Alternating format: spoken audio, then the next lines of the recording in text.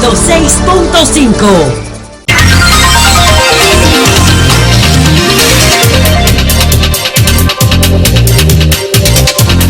9:24, señores. Está con nosotros ahora aquí en cabina Matías Bosch, quien es un reconocido profesor universitario y también una persona que realiza muchos estudios muy interesantes sobre la realidad de la República Dominicana. Con antepasados ilustres. Claro, nieto del profesor Juan Bosch. Con futuro dudoso.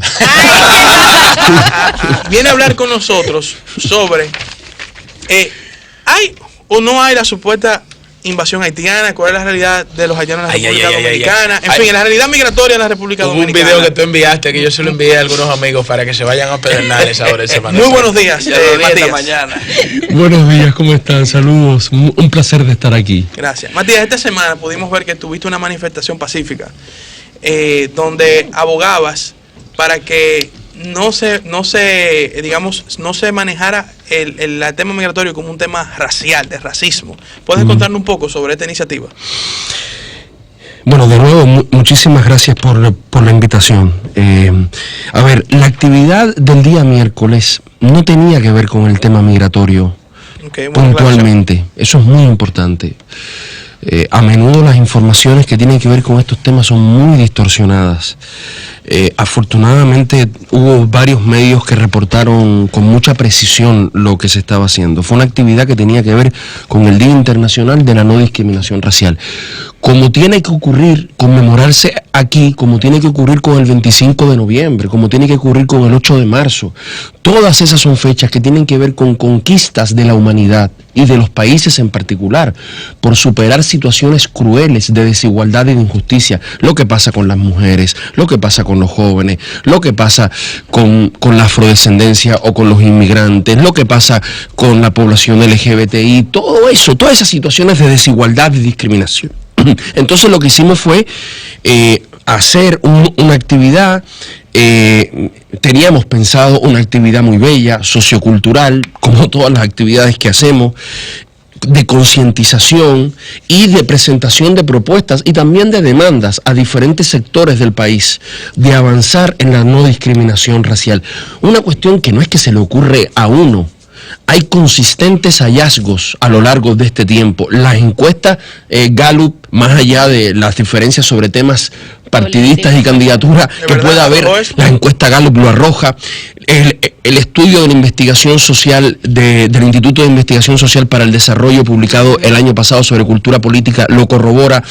El amplio documento de Rosario Espinal a raíz de Latinobarómetro publicado el año pasado lo reafirma. O sea, los dominicanos viven y además lo dicen. Existe discriminación racial de muchos tipos en el país. Ancestral, empezando por el pelo bueno y el pelo malo, empezando y la obligación del derrizado en muchísimas empresas, es universidades, escuelas, bancos, es connotado, es decir, entonces nosotros estamos posicionando el tema. Lo que pudimos hacer al final fue una rueda de prensa bastante incidentada, hay que decirlo, por dos funcionarios, uno militar y uno civil de la alcaldía, pero lo hicimos.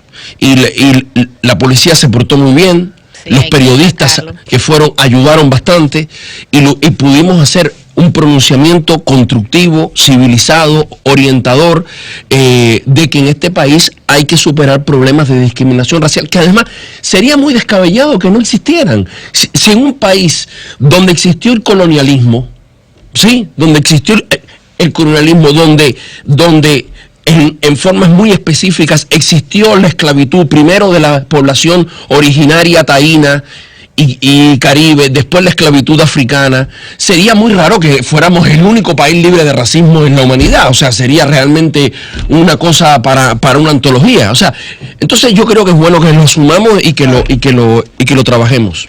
Matías, sí. Te acusaron de traidor a la paz. Ah, sí. Quería saber tu parecer sobre este tema. Dicen que estás financiado por ONG internacionales, que eres fusionista, que quieres destruir la frontera, eliminar la frontera. Amparados en el argumento de que aparte del tema de la discriminación racial, pues estaban pidiendo la revocación de la sentencia 168-13. Sí. Si nos puedes explicar exactamente cuál era la petición y cuál es el sentir que tienes ante esas declaraciones tan pues fuertes en tu contra. Tu pregunta tiene dos elementos que los voy a tratar de contestar muy sucintamente.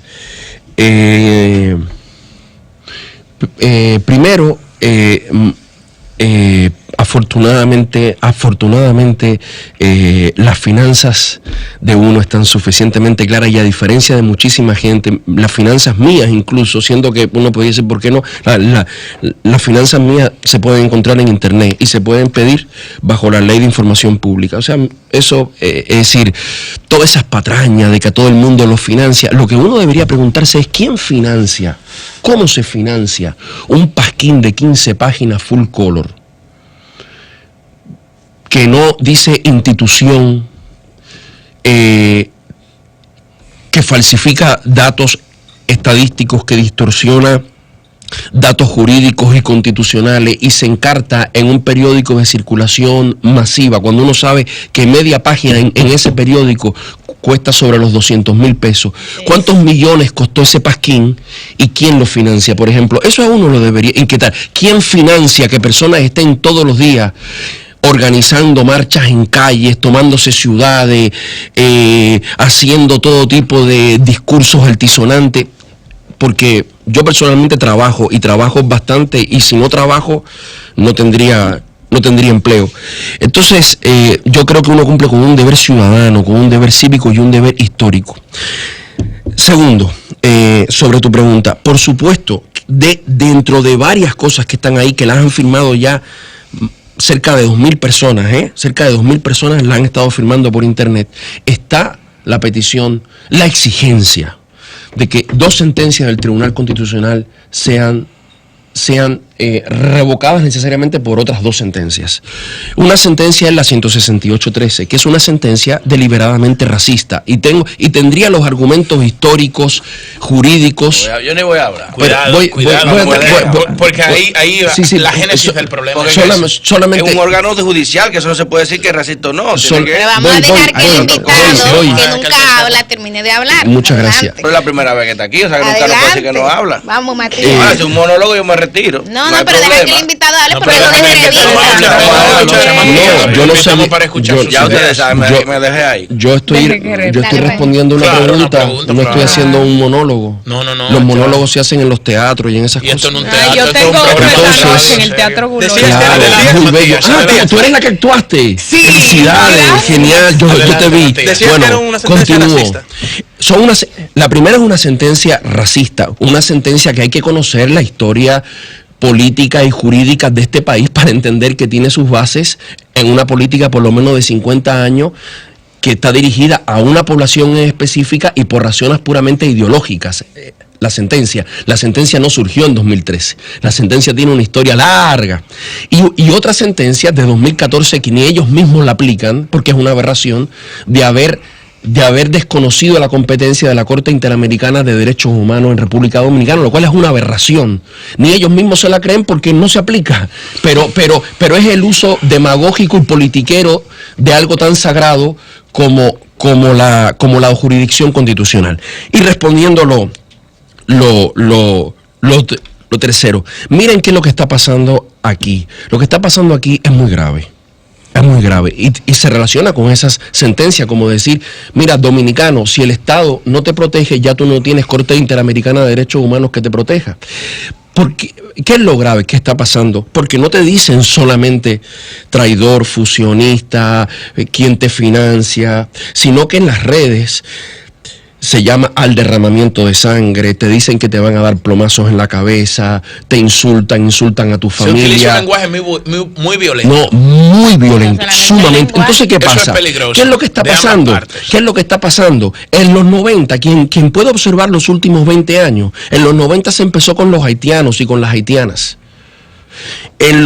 Ya hace 5 años, o hace 10 años para acá, ya son los hijos y las hijas y los nietos de los haitianos. Después ya no son ni los haitianos ni los hijos de los haitianos.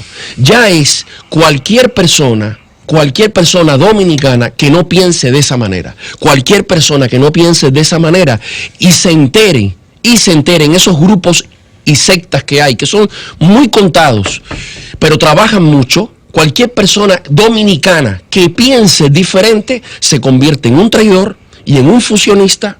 Da lo mismo de lo que hable, por ejemplo, de racismo o de cualquier tema, de solidaridad, de fraternidad, de derechos humanos. De derechos humanos. Entonces ya estamos en la fase en que los derechos fundamentales como el libre pensamiento, la libre expresión, la libre reunión, se pretenden anular por grupos que creen que tienen el poder de hacerlo. Y entonces llaman a boicotear actividades, a matar a gente, a darle palizas a gente. Estamos en una pendiente enjabonada muy peligrosa con precedentes históricos que nadie, y con esto termino. Hay gente que aquí prolifera todos los días discursos que son la base para que eso ocurra y que crean histeria colectiva y exacerban la violencia y el fanatismo. Esas personas están creando un monstruo. Cuando ese monstruo desate sus consecuencias, la pregunta es ¿cómo van a recoger? Pero atienda al programa. ¿Cómo van a recoger lo que hicieron cuando empiecen a haber heridos, cuando empiecen a haber muertos? Matías, ¿Cómo van a recoger lo que han creado? Una pregunta, quisiera escuchar tu valoración. Ya la Corte Interamericana de Derechos Humanos acaba de excluir a la República Dominicana de la lista negra. La comisión, gracias por la corrección. La comisión acaba de excluir a la República Dominicana de la lista negra. Sí. Que nunca debió colocar. Nunca nos debió colocar. Y dicen que hay grupos pro haitianos, entre comillas, en nuestro país, que apuestan a que la República Dominicana esté en esa lista negra. ¿Cuál es tu opinión sobre? Bueno, yo creo que lo primero es hace la comisión. Yo creo que lo primero que tendríamos que verificar es un avance, porque aquí nosotros hemos sostenido que nunca debimos estar en una lista de países donde se atropellan los derechos humanos. Yo creo que hay una lista. Yo creo que hay una lista de o sea, hay unos grupos y unas personas que tienen como una lista negra de gente pro-haitiana, que yo no las conozco realmente, no he tenido el placer de conocer pro-haitianos, no sé si tienen 3 brazos, 4 cabezas, no los conozco. Yo creo que sería lindo que un día pudiésemos conversar y empezar a decir, bueno, usted dice que tal persona es pro-haitiana, yo quisiera ahora que habláramos pro qué es usted, porque en Dominicana, disculpen la palabra, no todo el mundo es pendejo. Y aquí de todo el mundo se sabe su historia. Entonces, hay gente que vive de este tema y vive de enlodar el legítimo pensamiento de otra persona con descalificativos y con de todo. Entonces, ahora, sobre la Comisión Interamericana, mira, yo no soy quizás la mejor persona para hablar de la Comisión Interamericana, porque la Comisión Interamericana, cualquiera que sepa de historia latinoamericana, sabe lo que es. Más allá de lo que haga la Comisión Interamericana de Derechos Humanos, que es una cosa distinta de la Corte Interamericana, realmente la exclusión del Estado dominicano, no del país, del Estado dominicano, de una lista que más que negra era una lista de violaciones a derechos.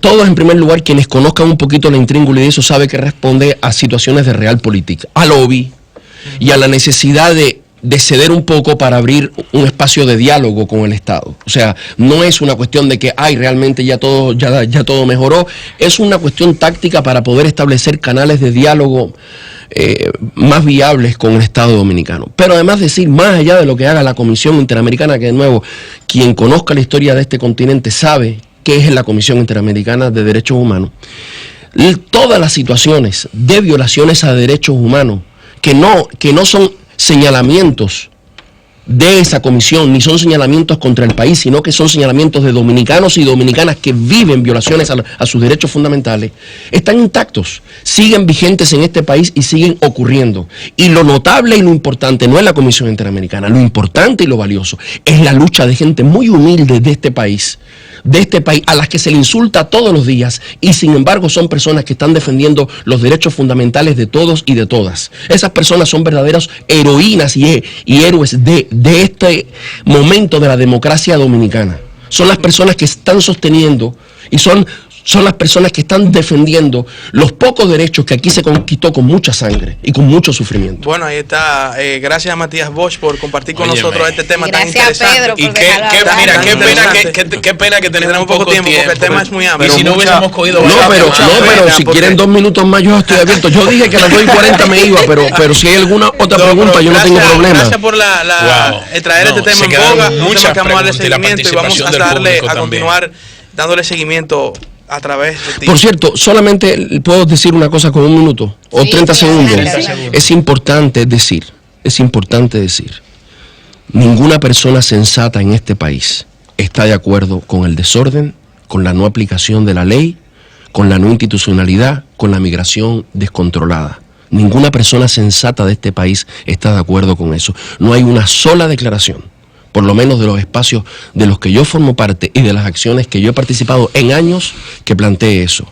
En este país, como se ha dicho muchas veces, los inmigrantes, si se habla de inmigración, no son invasores, ni son enemigos, ni que 100 o 2000 hayan cometido delitos, no los convierte a todos los inmigrantes en criminales en potencia. En este país, si hay inmigración descontrolada, si hay falta de institucionalidad, es responsabilidad nuestra que lo hemos permitido.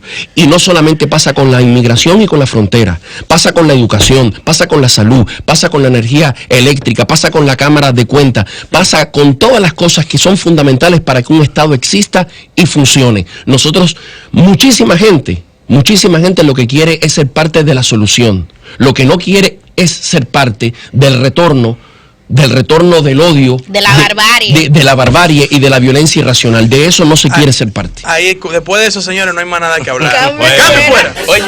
Oye.